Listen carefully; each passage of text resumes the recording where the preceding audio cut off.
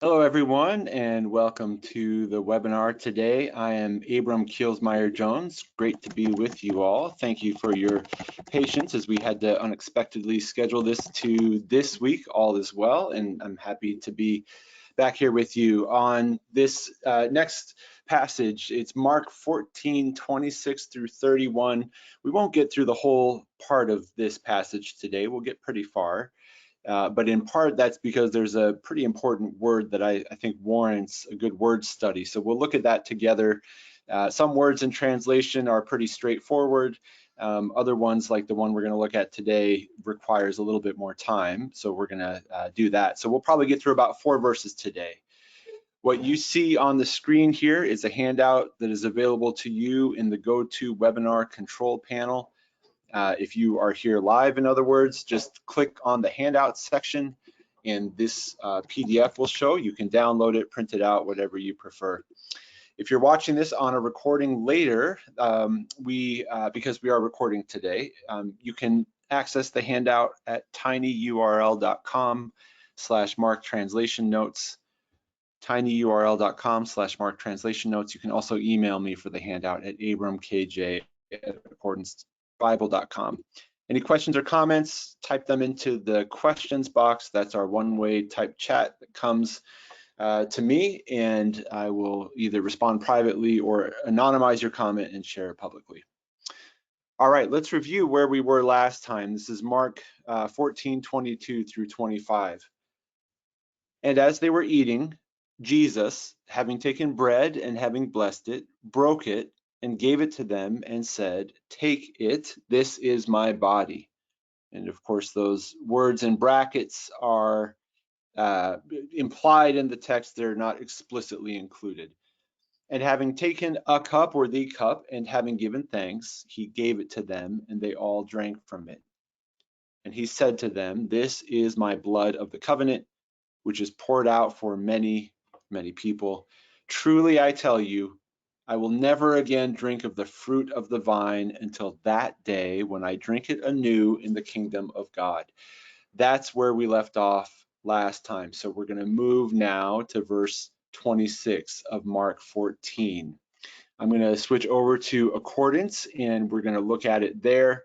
I'm going to open up just in NA28 here. It doesn't matter which Greek New Testament text between NA28 and NA28 with Sigla you use. The surface text is the same, and in fact, it's the same as the UBS text. So let's go to verse 26. And you know, of course, that you can change the font. You also know that, and I'll do this for today, you can go to About This Text. I'm sorry, not that. Set Text Pane Display. And I'm going to show as separate verses with a space, just so we can look at the verses one by one. All right, so this is what we start with, verse 26. Kai humnesantes ezeothan eis ta aras ton elion. Pretty short and simple verse. Let's go and see how to translate it. And after singing a hymn, they went out to the Mount of Olives. We have the kai starting a sentence, which does not surprise us in Mark. And next we have this participle, humnesantes, which if I hover over it here, you can see in the instant details down here, aorist active participle, masculine plural nominative, and the translation equivalent is to sing a hymn, a praise song, or to praise. I can triple click this open into my default lexicon BDAG and look more at this lexicon, this entry. Probably my first question as a translator would be, do I translate this just as to sing? Or do I translate it as to sing a hymn? Or do I translate it as to sing a song? BDAG can help us here. It gives us a proper definition, which is to sing a song in a cultic setting, especially of praise and celebration. Now, that all would be probably a pretty bulky translation if you said, and having sung a song in a cultic setting, they went out. So we want to think about how to do that. You can see here that we've got this sing a hymn here, talking about a hymn sung at the close of the Passover meal. So at least their suggestion in BDAG is to translate it as sing a hymn. They put it in parentheses, and so that's a decision to make. There is the question of what exactly are they singing, and I think this gets into interesting translation questions as well. But for now, I've put in your handout to sing a song in a cultic setting, especially of praise and celebration. That is a participle, and it modifies a zealthon, they went out. And so if I hover over this again, we can see that's a participle, a zealthon being an aorist active indicative. So the question is, what's the relationship of this participle to this main verb? And it's temporal. It has to do with time. So you would render it as, and after singing a hymn, or upon singing a hymn, or when they had sung a hymn. There's some options for that. I don't think it's terribly consequential which temporal word you use there, but it does seem to be that there is some kind of temporal nuance. I suppose grammatically it would permit a translation of, and as they sang a hymn, they went out to the Mount of Olives, but it does seem like that would happen before they left. And that information you could get more on, including what it is they sang through your commentaries. I'm just giving a very brief one line here, even though your commentaries and even your briefer study Bible study notes will have more on the specific setting. So BDAG says it's a cultic setting. Now, that doesn't mean cultic like it's a cult. It means cult in the academic sense of the word, a worship setting, a liturgical setting. You could think of it that way. So they're singing a song in a certain liturgical setting, a gathered community worshiping. And that setting, of course, is Passover. And we know from historical sources that what they sang is from these Psalms 115 to 118 after the meal. And you could look at that more if you wanted to. I am short-circuiting right now what I think is probably a very fruitful line of study. You know, I would not study this passage and conclude study of it without reading those Psalms myself, because it might be worth knowing what's just been on their lips as they go out. Is Mark going to pick up any themes from Psalms 115 to 118 that I might miss? So I would definitely read them. For now, the question again is, how do I translate humneo, singing a hymn? And I think I'm kind of splitting the difference here along with BDAG by not just saying after singing, but also not being so specific as to say, after singing Psalms 115 to 118, they went out to the Mount of Olives. My goal here is to show you how I translate it, but not to convince you. My goal is to help you with your translation, and depending on what you want to do and what kind of translation you're producing, maybe you're doing something for yourself and you want that level of specificity there. You've got some options there. And the reason why I'm even bringing up that level of specificity is that I think what Mark's initial audience might have had, I mean, if you think about, maybe an analogy is the best way to explain this. If I say something like, at our church, after we take the offering, we sing the doxology.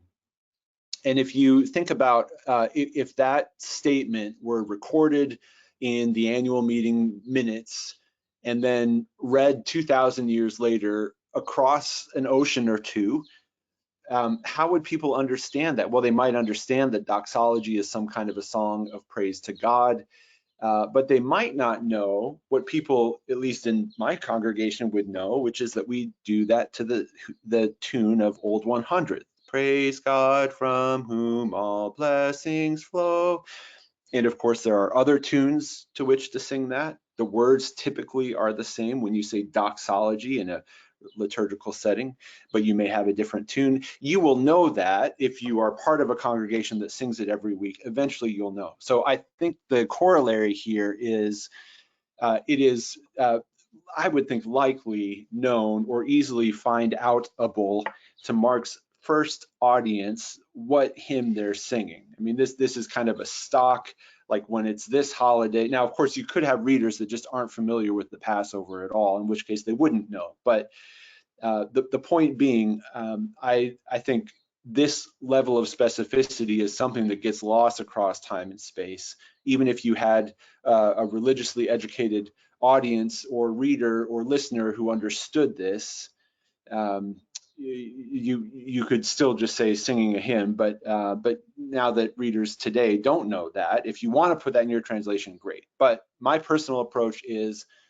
after singing a hymn, and then this comes in a note somewhere, as you'll see in many study notes. If I go to my info pane, I'm going to close BDAG now and just go to study Bibles. Let me resize this so it's a little easier to see here. NLT Study Bible, it was customary to end the Passover by singing the last part of the Hallel Psalms, 114 to 118. And that's in a study Bible that has not a whole lot of notes for 2 verses. You'll get some variation of the numbering here, and you'll get more. Again, this is just in your study Bibles, let alone what's going to be in your commentaries, which are going to talk more about this. So that would be a good thing to do for further reading. France talks about the Mishnah as being the source of this information, which is helpful. I mean, I can believe my commentaries that say it, but it's nice that France points back to a primary source that talks about what's sung before the meal and after. And so in translation, again, I'm kind of splitting the difference. It's not so general to just be after singing, but I'm also not getting so specific as to say what they're singing. I'm just saying after singing a hymn, but you may choose to do differently. Now, even singing a hymn is funny. You may wonder, well, if it's multiple Psalms, why are we not saying after singing hymns? And I'm doing that really just kind of based on the word. You can even see the etymology there for our word hymn in there. But you could say something like after singing songs.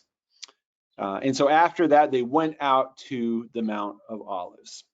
So again, that's kind of the big translation decision here is with this word, how specifically do you translate it? Translations and commentaries differ on whether verse 26 belongs in the paragraph before it or after it. You can see here and I'll just conclude with this and we'll move to questions, but you can see here this paragraph sign, the Pilcrow in verse 26. So the NA28 says new paragraph starts here. And the nice thing about this set text pane display, of course, you could have it as paragraphs, in which case you can see here there's a break between 25 and 26. Accordance is great though with this set text pane display. If I'm looking at it verse by verse because I want to maybe look at less text at a time, it's kind of nice that they put the paragraph marker in there. So even though it's not viewed as paragraphs in accordance, I still know where a paragraph starts. So some Bibles, some translations, some commentators say that verse 26 goes with verse 25. And so in that case, it would be Jesus says, never again will I drink. After singing a hymn, they went out. Then 27 is your new scene. Others put 26 with 27, and at least one other source that was cited in SIL Exegetical Summary Series says this is even its own paragraph. And personally, I don't find paragraphing issues the most compelling use of time in translation, but you do have to decide. I mean, you're going to have paragraphs, presumably, so at some point you need to know where it goes. So you could check out the SIL Exegetical Summary Series for more notes on that. And even the UBS text, we don't usually look at this one, but let me just pull this up before we pause for questions. That will, if you get the UBS with Sigla, that will tend to show you in its notes, that will tend to show you different paragraph variations. Let me see if we've got that here.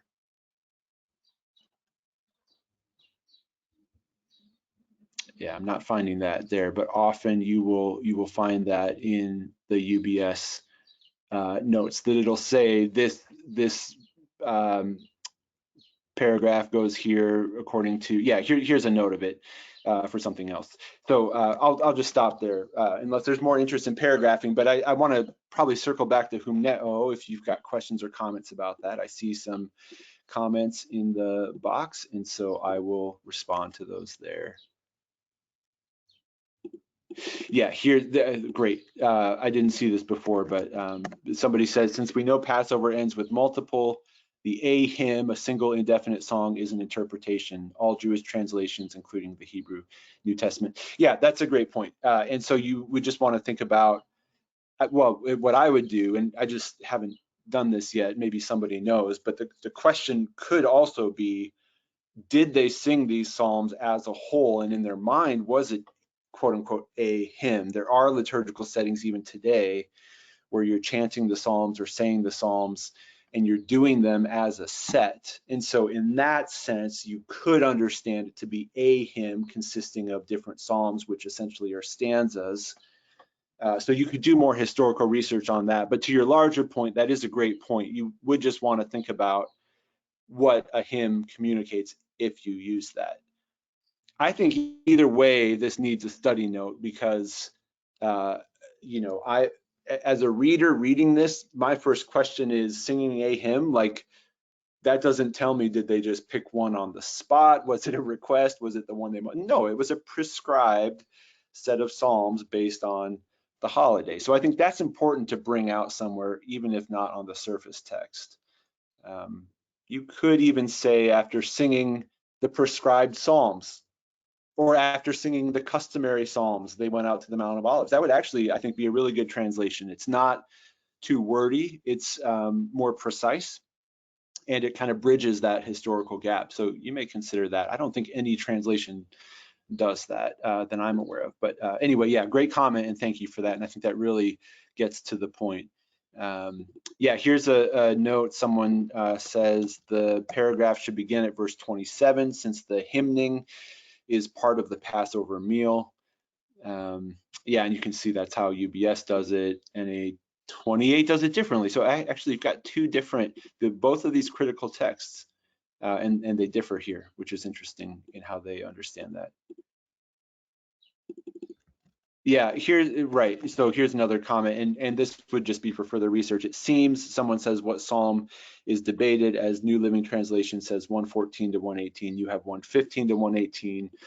I would, again, on my own, if I were, you know, really going deep with this passage, in terms of the historical background of it, I would start that process by going to the SIL Exegetical Summary series and seeing if I can get, I mean, I would just, this is where that hovering feature of the info pane is useful, because you can hover and just see at a glance, all right, I've got 115 to 118 from France.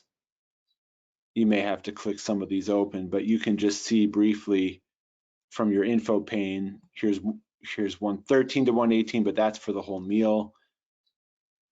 Here's 115 to 118, but I'd click open SIL Exegetical Summary Series and start there. And my guess is, if there's a range there that we may not know for sure. And then of course you've got versification issues with the Psalms. But yeah, I'll leave it at that. Yeah, I think that's worth looking at more. Other comments or questions on verse 26?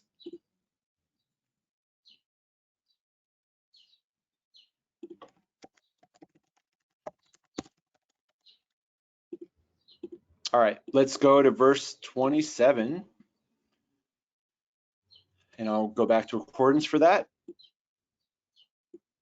Oh, and by the way, SIL does have a section, the Exegetical Summary Series, called Discourse Unit, that will speak to that as well. But here are the three different views of this verse.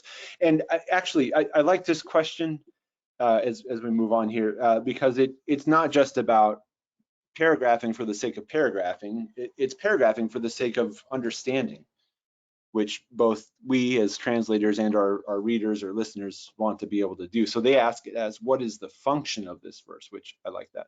All right, verse 27, kai lege autois ha Jesus, hatipantes skandalistheseste hatigegraptai, pataxo tan poimena, kai ta prabata diascorpis thesontai. So we've got some long words here. Let's translate left to right first, and then I'll move to my translation. And says, historical present, or just present to them, Jesus. So Jesus said to them, all you will fall away. And that's passive, indicative, second person plural. That's the word we're going to spend some time on today. As it is written, or for it is written, I will scatter or strike the sheep. I'm sorry, the shepherd. I will scatter. Let me start that over. I will strike the shepherd, and the sheep will be scattered. I will strike, so active verb. The shepherd, that's the object, and the sheep, that's in the nominative, but it's because it takes the passive voice. The sheep will be scattered. All right, so here's how I rendered it. Then Jesus said to them, you will all fall away, for it is written, I will strike the shepherd and the sheep will be scattered. I translate this hati here as quotation marks, which is pretty common, introducing direct discourse. And so Jesus is saying, you will all fall away, for it is written, and then he quotes from Zechariah, I will strike the shepherd and the sheep will be scattered. Before we get to the quotation, Jesus is saying something that's from Jesus before he says something that's from Zechariah, and that is, you will all fall away. So it's just these two words here, pantes, all, and then skandalisthesthei, which is y'all will fall away. But this is the good Southern, all y'all will fall away. So if you were doing a Southern, I mean, that's a really emphatic y'all in the South, which I say tongue in cheek, but also that's what I've heard, and that's true. So all of you, not a one. And I don't think you need to bring out so much emphasis here with this. Pontes does that with all. All means all. And Peter's going to pick up on this in a minute, but you will all fall away, for it is written, and then he quotes Zechariah. The question then is skandalizo or skandalizomai, depending on how the lexical form is construed. BDAG gives this as fall away, which is great, and it's how I've translated it, and I think I have a sense of what that means, but it's still worth asking if I translate this as fall away. Let's get BDAG here. So here's a reference in BDAG, fall away, and here's the whole range of meaning here. If I translate that as fall away, what does it mean to fall away?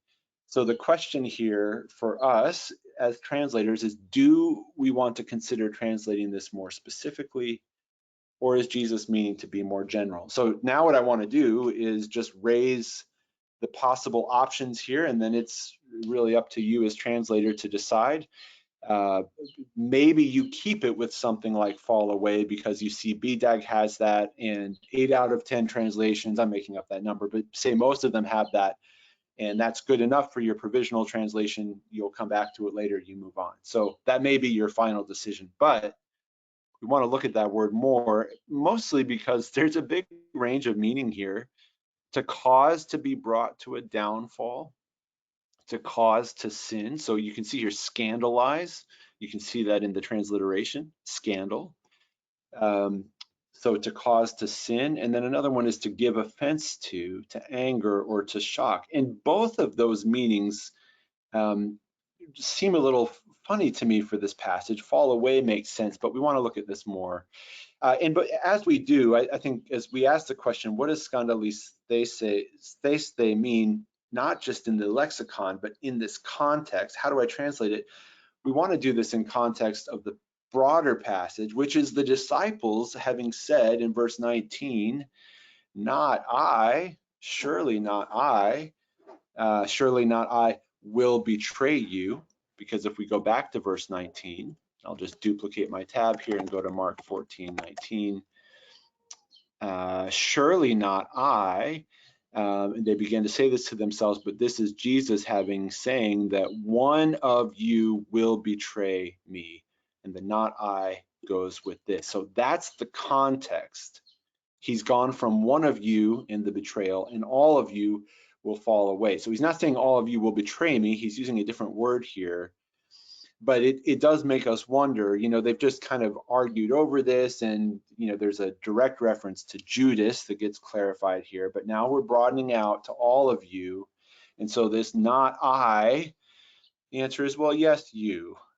The question is, what from you? What will you do? Fall away, betray me? Would that be appropriate? I think that's bringing in the meaning of another word, so I'm not sure that quite fits. But what is Jesus saying by fall away? Is he talking about being unfaithful, misplaced loyalty? So I put some options here. Craig Evans, in his Word Biblical Commentary, suggests scandalized as a possible translation. I'm not sure that's super clear, but it's the more quote unquote literal option. James Edwards from the Pillar Commentary says this is more passive than how we might understand Judas. Judas went out and did something. Scandalizo, he says, carries a passive sense. That is, it does not mean that the disciples will willfully defect. So again, that was Judas, but that external factors will act upon them and cause them to do so. In other words, a lapse rather than an egregious rebellion. Now, he's not saying this to excuse anyone their behavior. He's saying this to try to understand, what does this word mean? Jesus isn't using the betray word. So is he just using a synonym? Is he using this in a different sense? That's what we're trying to figure out. Even so, Edwards goes on to say scandalisein is the failure to do what Jesus commanded them to be alert, chapter 13. So scandalisein is the undermining of the trust and commitment that Jesus endeavored to teach the disciples on the way. Pardon that errant 33 there, that was a footnote in the original commentary. Jesus warns the disciples to guard against the kind of sinfulness of which most of us are guilty, sins of weakness and irresoluteness rather than sins of attention. We do not plan on sinning, but neither do we hold the fort when we ought. So in the end, although he talks about this more passive sense of the word, there's no lack of culpability. It maybe is less of a premeditated thing, but still no less agency involved. And here he talks about the word. So if the question is, how do we translate it? Well, we're talking about undermining trust and commitment. Here's more UBS Translator's Handbook. We breathe a small sigh of relief when even this translator's handbook says this precise meaning is difficult to determine. Oh, phew, I was having trouble. It's not just me. And it says the difficulty is reflected by the various translations given. All of you will desert me. All of you will be disconcerted. All of you will stumble.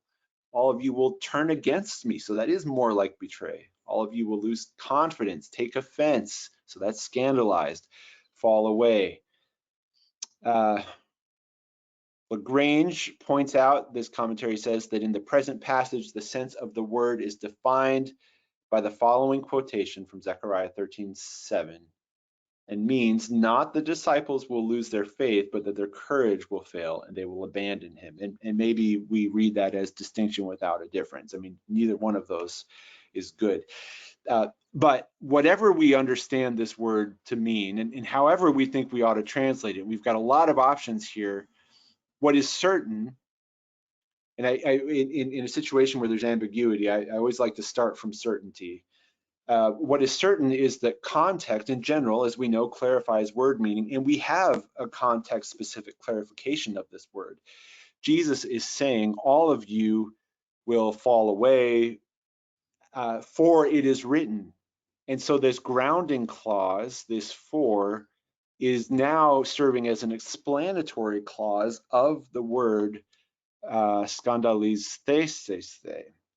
So it's this would be too explicit a translation, but it would be something like, for it is, Jesus said, you will all fall away as it is written about this falling away, and then this quote. So really the quote from Zechariah is what is going to shed some light on this word. So that's where I would start.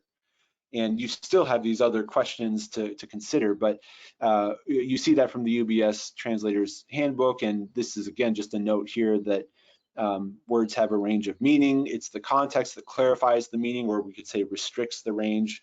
And here Jesus is quoting Zechariah saying, you will all skandalisthesesthe, in accordance with the prophecy that then talks about being scattered. So maybe there's something about this scattering that ties directly into this word that we want to bring out. And again, I didn't do that in my translation. I just went with the kind of more general fall away, but you might think about that.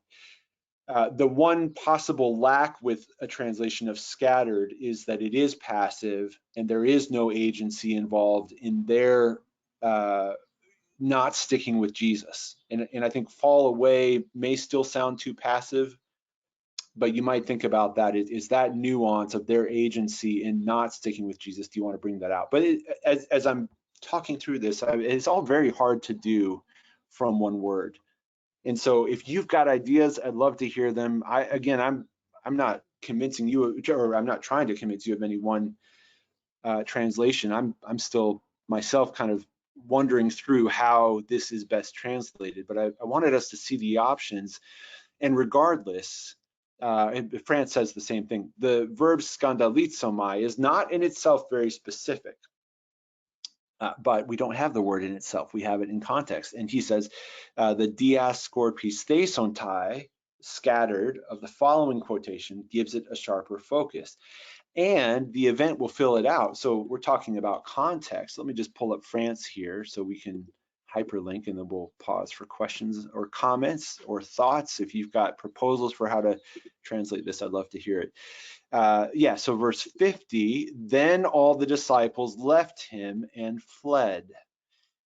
So France points out, now we have to read on to get this, but this prophecy, as France says, is fulfilled in this moment. And in fact, we've got Pontes here. So we have this, there's a lexical match. Now what we don't get is skandalizomai again. We get fled. But I think France is right to link these together, and I do see this as the fulfillment. And so if that's all true, that also, just as much as Zechariah in this verse, that also sheds light on the meaning of skandalisteseste. So there's a desertion here. So maybe you want to say, all of you will desert me. And that's the way in which they're scattered. And the desertion, I think, implies more agency, which verse 50 definitely does. So they are being scattered in a sense in verse 50, but verse 50 leaves no question as to who is doing the scattering here. It's they themselves. They're scattering. So a lot to think through with that one word, but I thought it was worth spending some time on. Maybe you do something, this is a lot of words for one verb, but maybe it's like you will all run off. And of course, we're not even looking at Zechariah in context, which would be worth doing as well. But there's some options for skandalizomai. And I think where I would start is with this Zechariah quotation shedding light on it, and the rest of Mark, how this gets fulfilled in Mark. And then I think your commentaries and lexicons will help you with this. But at some point, we'll need to land on some kind of translation. I'd love to hear your thoughts on this.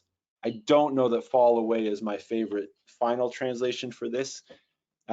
We do also want to make sure to stay within the range of the word's meaning. So there's a potential tension there.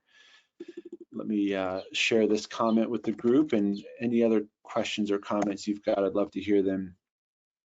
Yeah, right. I appreciate your pointing this out. Someone says two future passive voice verbs, right? So of course the scattered is passive, but so is the skandalisteseste. That is the passive verb. Now the question is, does the passive verb always mean that the person is not involved with it? And not necessarily, but I do think, yeah, I think that's great to point it out. There is a connection there. And if we say that this word explains this word, they are both in the passive. And the rest of that comment said Luke 22:31 gives insight. So I'll just pull that open here. Just get let's see, Simon, so if you like weed, I pray for you. Turn back, strengthen your, oh, I'm sorry, am I in the wrong? You said 22:31. I prayed for you that your faith may not fail. Yeah, let me know if you want to add to that. I think what's interesting about this verse is what comes next. Well, there's a lot that's interesting about the verse, but we have had a kind of movement in focus of who's going to do the bad thing to Jesus, whether that's betraying or falling away or being scattered, whatever it is. I mean, none of it is good. None of it is to be desired. None of it is commendable none of it is okay. I mean, he's kind of holding them to all these things. We started with one of you will betray me. So that was one, that was Judas. And then it moved out to all of them saying, surely not I. And now it's staying with the all here. You will all fall away. And what it's about to do now, we'll come back to verse 28, but it's about to get back to one person who's basically saying, surely not I, but it's just him, Peter. And in fact, it turns out that he too will go, if not the way of Judas, a similar way.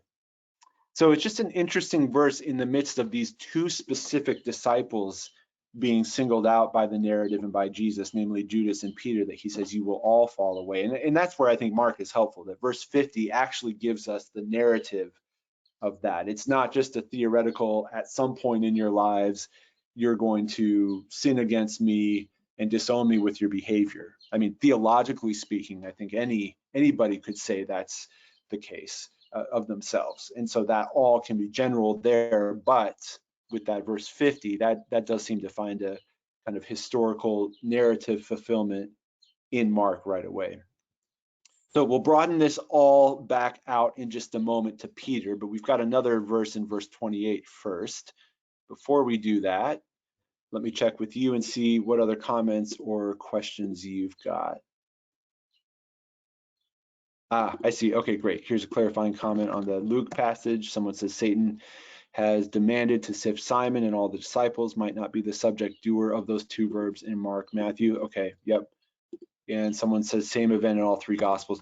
Right, I would go to the parallels here, and the quickest way that well, there's multiple ways to do this, but maybe the quickest way is just open the info pane, and you can go and open these up here and look and see. Now see, Matthew is even more specific.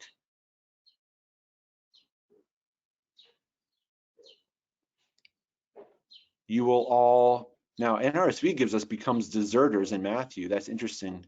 In this night. All right, well, so there you go. There's Matthew makes explicit that link to what happens later in Mark. So this is helpful. And you know, the question we've asked before is, can we rightly use other gospels to help us translate Mark? And I think absolutely, within reason. I mean, what we're not doing is harmonizing the gospels and adding in Matthew's details into our Mark translation. But when we're struggling through a word like this, if we have a theory, such as what France says, that verse 50 fulfills this, and then we see Jesus kind of explicitly say that in Matthew, I think that just tightens our case up with that idea of desertion. And so that maybe this is a good translation. But yeah, I would check the parallel passages. Again, that's just add parallel info pane, and that's one of the settings there. If it's not toward the top, you can just click, hold, drag, and drop. Usually when I'm working in the Gospels, I like to have the parallel passages up at the top of my info pane. All right, great discussion. I've got some more reading to do on this because I think it's just a really interesting word. And yeah, I am, again, grateful to see that the UBS Translator's Handbook says it's difficult to determine. I think even after research, even if you spend 3 hours on this, 10 hours, you may find that the best you can come up with is a couple of options, and then you pick one, which eventually you have to do in translation. But if you're preparing notes with your translation, this is a great place to succinctly explain this word could also mean this or something like that. But I don't think it's very easy to do one-to-one from Greek to English.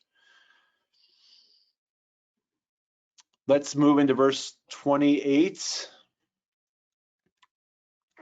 Comments and questions always welcome. Keep them coming.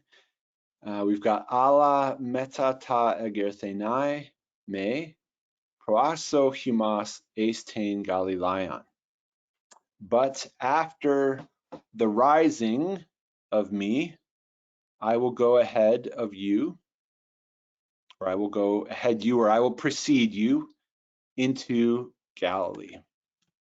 But after I am raised, I will go before you into Galilee. And we've got this construction that I think even though I know it, I kind of do a double take here just because we don't really have a good equivalent in English. But this is where the infinitive egerthenai takes the accusative may as its quote unquote subject. Now it's funny to think about the accusative functioning as a subject. It's usually the nominative that functions as a subject. The accusative is an object, but may is the actor that is doing this verb. And a great way to see this is in the diagrams of the Greek New Testament, where they will in fact diagram it not according to the word order of the sentence in Greek, but according to the grammatical logic of these diagrams, which, as we've seen, is basically for each clause, you've got a horizontal line split by a vertical line, at the left of which is your subject, and at the right of which is your predicate. And so here is the may accusative. I mean, it's not like we're mistaking that. That's right there in the instant details.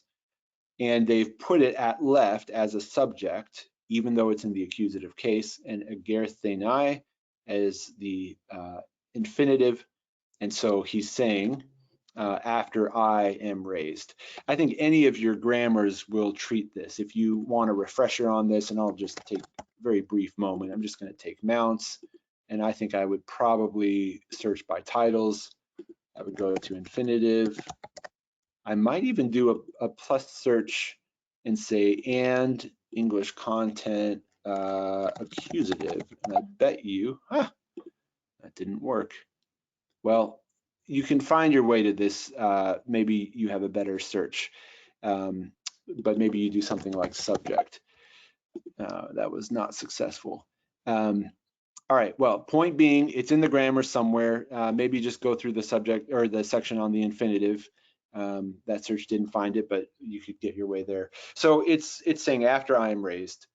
I mean, if you want to kind of bridge the gap between the two languages grammars, it's something like after the raising of me, or after my raising. And I would not translate it as after the raising of me, just because English doesn't tend to use that as much, at least not in 21st century North American readable style. All right, so France gives us something helpful here. He says, after the damning prediction of verse 27, which is all y'all will fall away, skandalistheseste, pantes, skandalistheseste. He says, after that prediction, this is what they needed to hear. Even their stumbling, one of the several options we had for that word, and the scattering of the flock, Jesus quoting Zechariah, France says that is not to be terminal, in contrast with the fate of Judas, verse 21. Let's just pause and look at that briefly. We've got Judas in verse 21, and this is Judas. Yeah, it would be better for him if he had never been born. And of course, we know how this all turns out with Judas. So he continues, there's a satisfying symmetry in verses 27 and 28. The quote unquote striking of the shepherd results in the scattering of the flock, but his resurrection will result in their regathering. I really appreciate the symmetry. The regathering per se is not named, so this is an interpretation. I think it's a good one. I mean, the humos is there. So I think if you pull this out a little bit more, Jesus is saying, but after I am raised, I will go before you into Galilee and you will come with me. So the go before you, there's a sort of following implied in that. And so they're all together. So that is the opposite of scattered. That regathering language per se is not in there. So it's not, a super tight, exact parallelism, but certainly conceptually it is. And I appreciate his pointing that out, and that is good news. And there's Jesus talking about the resurrection. You could think about this word agerthenai, whether you want to nuance that more. Do you want to say raised from the dead in this case? Do you want to say lifted up?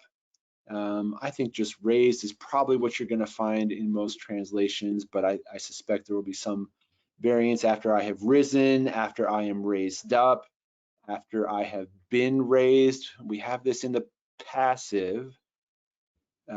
So you could say been raised, and we have here after I have been resurrected.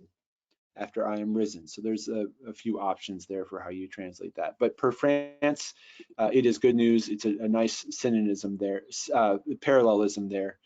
And I will go before you into Galilee. We could look ahead too for how this gets fulfilled. We'll get there, God willing, eventually with the rest of the book. But I'll pause there before we do the last verse. And you can see how tightly this passage is constructed. That you've got this verse, whether you put it, whatever paragraph you put it with or treat it as transition. And then in verse 27, you've got this falling away, you're going to be scattered.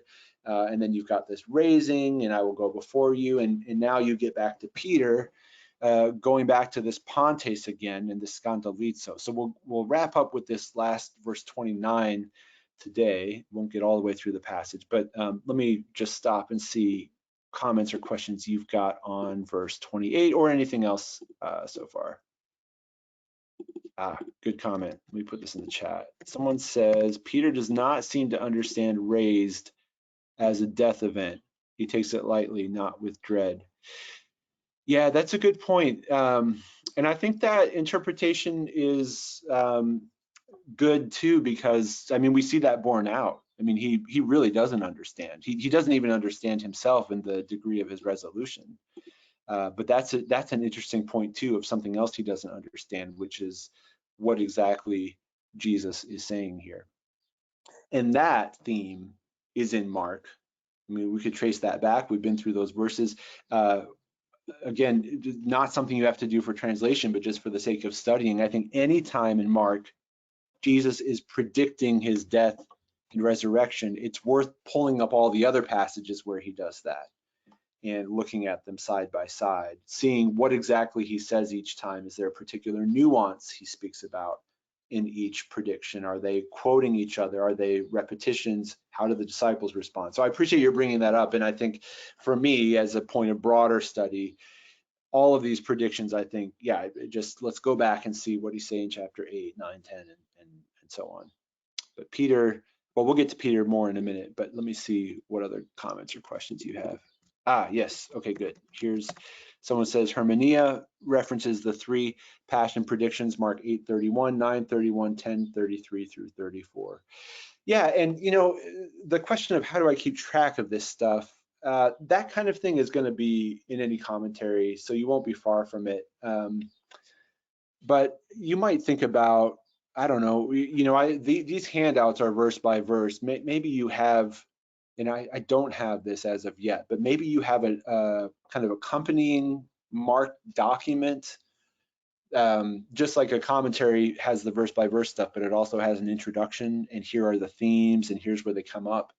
That would be a good document to keep. And I say that now at Mark 14, when I myself am not doing that, and thinking, oh, that would have been a good idea. So it's never too late. And again, your commentaries will find that. But yeah, let's say you're keeping a verse by verse translation and a document that's more thematic, more overarching, the introductory type stuff. That would definitely be something to put in there. And thanks for that comment showing what Hermania references as those passion predictions. So this, you know, it's a little less detailed than those other ones, and it's not, Jesus is not predicting his death per se here. I mean, he is, you have to die to be raised, but his emphasis is, so you've got meta, so after, and the main verb, what he really wants to say is, I will go before you into Galilee. So the focus of his prediction, as Mark gives it, and you might even just check your diagrams. Yeah, so you've got the raising here, not that it's not important, but grammatically it's subordinate to this main verb proaxo. So that's really the focus here. So I think this qualifies as a prediction, but it's not like the other ones in the explicit sense, the ones you just mentioned, 8, 9, and 10. It is saying, all right, after that, here's what's going to happen. And I think France is helpful in pointing out that this going before them into Galilee does have that gathering effect, because they've just been scattered and they've fallen away. So we've got this real point of redemption here. France points that out well. And then Peter, it's always worth it as a reader to just put yourself in the shoes of the audience and ask, how might I respond to this? What might the reader be expecting here? Well, Peter is Peter, and so and identifiable too, by the way. We get ha de Petros, auto, e kai pantes scandalistesontai, aluk ego. We get a really interesting recapitulation here of at least two themes from this passage. Let's go left to right. But Peter said to him, and you've got this said, it's a different word than lego. It's also in the imperfect. I suppose you could translate that as he started saying to him. I'm not sure it's as significant as the content of the speech. You could just translate the imperfect with the straight past tense in English. But Peter said to him, if even all fall away or desert you or whatever, yet not I, but not I. And you might think about a smooth way to do that in English, but the two themes that are recapitulated here, number one, the immediate one, you've got pantes plus whatever form of scandalizo. Scandalizo, so pantes scandalistesontai. So Peter has to change it to the third person because he's talking about the people that Jesus addressed as second person, but it's the same thing. You've got pantes scandalisteseste, so passive indicative, future passive indicative, and here another future passive indicative, pantes scandalistesontai. So he has heard Jesus loud and clear. And maybe to the one commenter's point, maybe he's missed this whole resurrection thing, the whole death thing, but this part he's heard loud and clear, and that's where he's focusing in. And by the way, again, following France, if the main point of Jesus's quotation here is this, I will go ahead of you, if we agree with that, which you may not, but if you do, then Peter has missed the point because he's gone back to like the sub point. Not that it's unimportant, but this is where he's focusing. So that's one theme that's recapitulated here, this pantes, scandalistesontai. And then the other theme, and I've mentioned this before, is the uk ego, not I. We had meti ego in verse 19, a little bit more emphatic.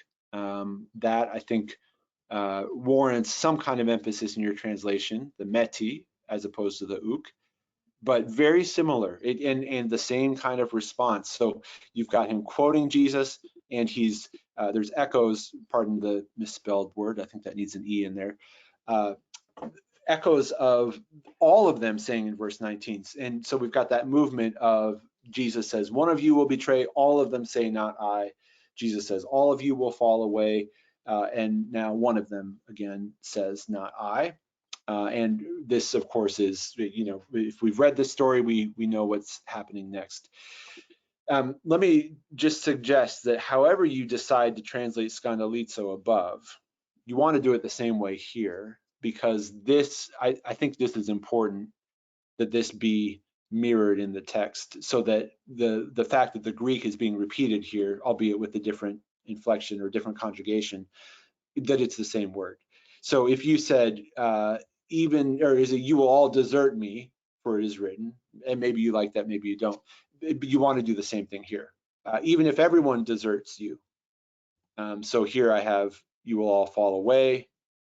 Here, even if everyone falls away. In fact, even in that I'm seeing, I might homogenize all and everyone here. It might be nice to keep pantes translated the same way both ways. So I might even go back and amend that. But there's Peter giving us something to look forward to. I want to just look ahead briefly to the rest of the passage here. Jesus is going to respond, and let's at least just read this in English so we have a sense of, because Mark doesn't intend to stop here. We have to stop here for today. But Jesus said to him, I tell you the truth, today, this very night, before a rooster crows twice, you will deny me 3 times.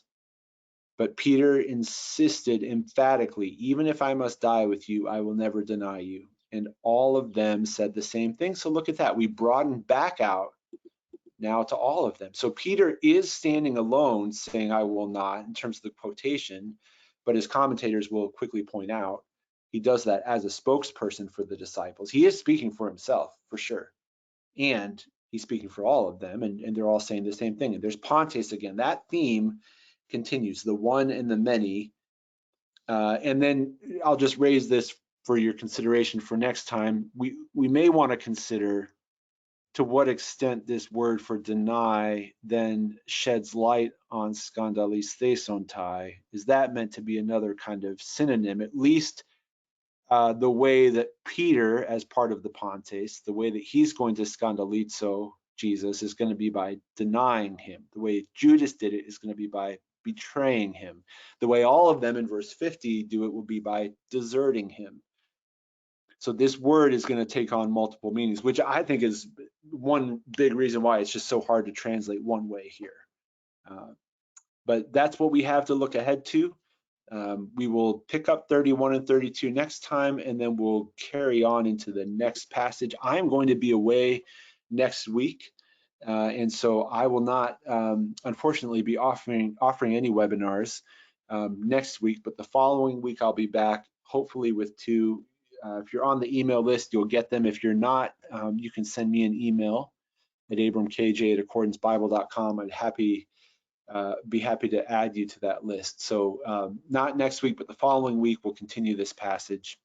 Let me just leave these last 2 verses up as we think about wrapping up. Great comments and questions, as always. Thank you. I appreciate them. If you've got any more, I'd love to hear them as we wrap up. I will just remind you that today's webinar is recorded, and so if you're here live, you're going to get a recording link sent to you along with an attachment that has the handout. So if you didn't get that from the webinar, you'll be emailed it. If you're watching on the recording, tinyurl.com/marktranslationnotes is where to find this handout. All right, let's see. Oh, thank you. Someone says, I hope you can enjoy your time away. Thank you. I do too. I think I will. I appreciate that. Thanks. And I wish the same to all of you. I know July tends to be a travel month for a number of folks. Here's another comment. I think we'll probably wrap up with this unless there are others. Someone says, imperfect verbs commonly emphasize the durative aspect, verse 31, Peter and the disciples. Seems like a discussion that transpired during the walk to Mount of Olives. Great. That has a lot of explanatory power for why that word would be in the imperfect. And I would also want to see, I won't do this now, but I would also want to see how often when introducing direct speech is that word in the imperfect as opposed to the aorist. That's very easy to search. You just go to search for Lexeme and you can look it up, but you can also add a tag by enter tag and verb. And you could see, for example, does this always occur in the aorist? Well, the way to search that would be, and I know I said I wasn't going to do this, but the way to do that would be to search this as an aorist to see if it always occurs in the imperfect. And look at that. Does that always occur in the imperfect? I might want to make sure I'm doing the search right. Something's not working with my search, and I think it has to do, yeah, I might have to go back and see what's going on there. Anyway, your point is well taken, and that makes a lot of sense that this imperfect verb would be used to say it's like a conversation that's happening on the way. Last question is, will you be fixing handouts typos? Yes, I think there were 2. Correct me if I'm wrong. There was an errant footnote and I spelled echoes wrong. If there were more, let me know, but I will fix those. I'll have them uploaded within 5 minutes. By the time anyone is watching this recording, it will already be up to date. I'll put it right there right now, and it's what you'll get from Linda too in just a bit. Let me end the recording and I'll stay on for just a moment more.